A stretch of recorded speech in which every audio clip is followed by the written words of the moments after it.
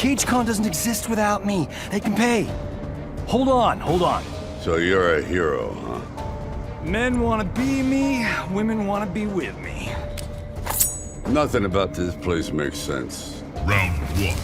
Fight. ژان کلود وندام یا جانی کیج تو ایران که به فرانکی معروف بود، یه ستاره خوشتیپ هالیوودی که عاشق طرفداراشه، اما در عین حال اگه پاش بیفته اونقدر هم دوست داشتنی نیست. Johnny Cage wins. سلام، اینجا بازی پلاته و امروز با شماییم با 15 فکت جالب درباره یک کاراکتر محبوب جانی کیج.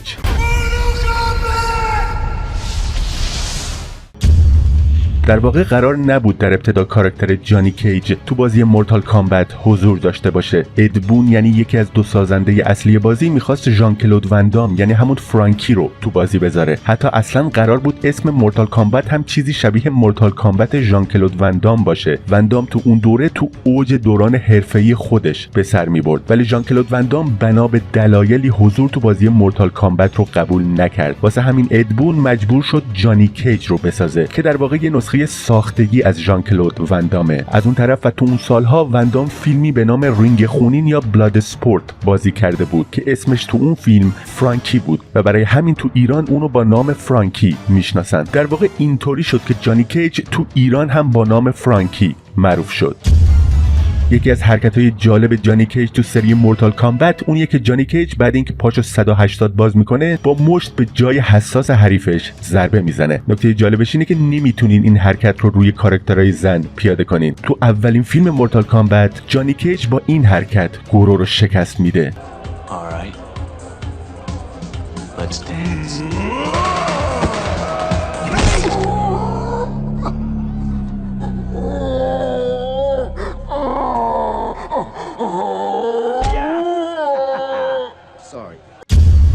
دنیل پسینا بازیگر کاراکتر جانی کیج تو 2 شماره اول سری مورتال کامبته. دنیل پسینا همچنین نقش تمامی نینجاهای 2 شماره اول بازی رو هم ایفا کرده.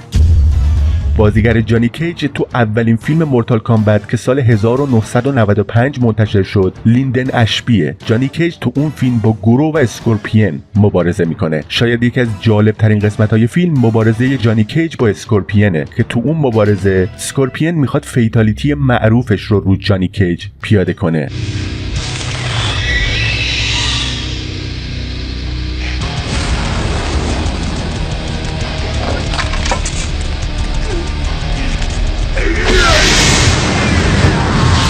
ولی به جاش جانی کیج یه جورایی حرکت آخر دوستانش رو روی اسکورپین پیاده میکنه.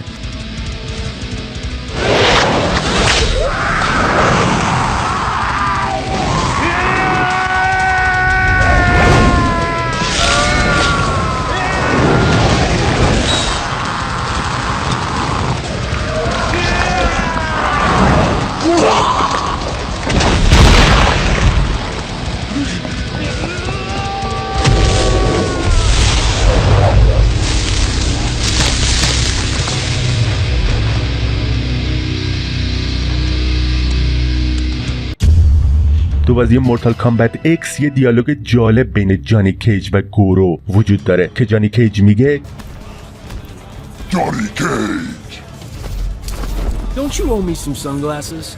here is what you are owed. این در واقع یه اشاره به اونجایی که جانی کیج تو فیلم مورتال کامبت 1995 با گورو جنگید و گورو عینک آفتابیش رو شکوند.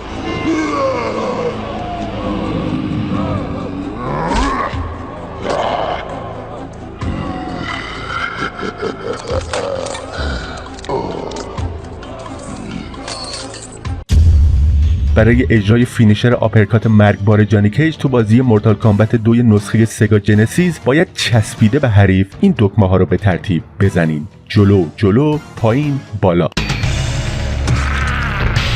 Johnny Cage wins. Fatality. این فینیشر یه نسخه دیگه هم تو این بازی داره که جانی کیج 3 بار سر حریف رو میزنه.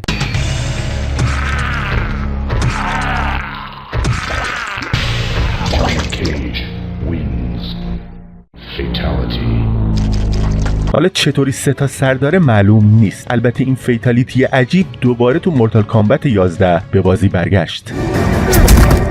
Cut. Deadly uppercut, take 2. Action! Cut! Who hired this guy? What the fuck? Deadly uppercut, take 19.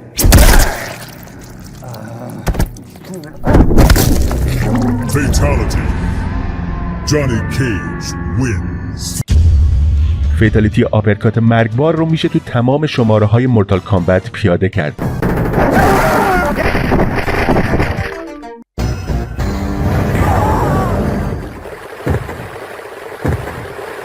Johnny Cage wins.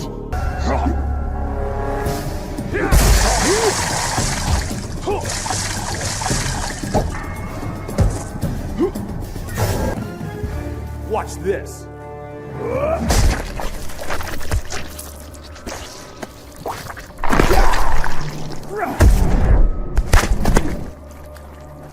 Johnny Cage wins.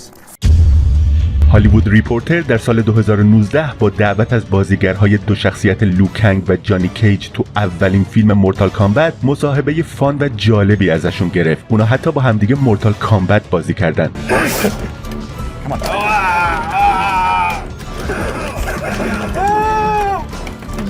البته ظاهرا زیاد اهل بازی‌های ویدیویی نبودن، اما در جواب این سوال که بهترین بازی دنیا چه بازیه، اینطور جواب دادن. Mortal Kombat. Yeah, That's what I thought. Yeah. Stupid question.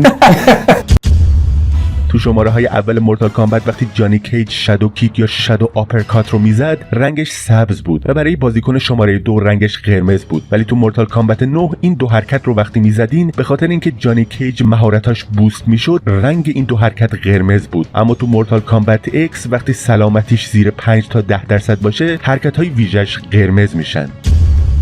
دنیل پسینا وقتی نقش جانی کیج رو بازی میکرد هیچ وقت در حین مبارزه عینک آفتابی نمیزد، یعنی تو دوتا شماره اول مورتال کامبت. اما وقتی کریس الکساندر جایگزین شد و نقش جانی کیج رو تو مورتال کامبت تریلوژی بازی کرد، اون موقع بود که کیج در طول مبارزه عینک آفتابی میزد.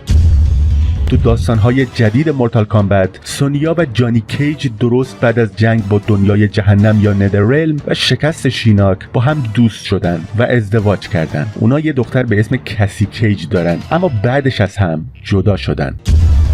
اولین حضور کسی کیج تو بازی مورتال کامبت اکس بود. کسی چون دختر یه بازیگر معروف و پولدار هالیوودی یعنی همون جانی کیج بود، یه کوچولو لوس بار اومده بود، ولی بعد از اینکه توسط گروه بلک دراگن یا اژدهای سیاه دزدیده شد رفتارش عوض شد. این تجربه باعث شد که اون تصمیم بگیره به نیروی ویژه بپیونده و زیر نظر پدر و مادرش آموزش ببینه. جانی کیج به دلیل اینکه یکی از شخصیت‌هایی بود که تو جنگ با ددلی الاینس یا اتحاد مرگبار کشته شد، توی بازی مورتال کامبت دیسپشن حضور نداشت، اما درست مثل سونیا بلید تو اوایل بازی مورتال کامبت دیسپشن جسدش روی پله‌ها دیده میشه. جانی کیج اول قرار بود اسمش مایکل گرین باشه. اون اولین شخصیتی بود که برای بازی اول مورتال کامبت ساخته شد، اما آخرین کسی بود که حرکت فیتالیتی براش طراحی شد. در واقع در ابتدا قرار بود فیتالیتیش فقط پرت کردن حریف به اون طرف صفحه باشه، ولی در آخرین لحظات جانی کیج تو فیتالیتیش سر حریف رو جدا میکرد. استیج گورستان یکی از استیج هاییه که تو خیلی از شماره های مورتال کامبت استفاده میشه. این گورستان یه سنگ قبر داره که روش نوشته کیج. این سنگ قبر تو همه استیج های گورستان شماره های مختلف بازی دیده میشه به جز استیج گورستان بازی مورتال کامبت 9. دلیلش اینه که جانی کیج تو خط زمانی جدید زنده میمونه، ولی تو خط زمانی اوریجینال و تو بازی مورتال کامبت 2 کشته میشه. واسه همین تو استیج گورستان بازی مورتال کامبت 3 میتونین سنگ قبر جانی کیج رو ببینین.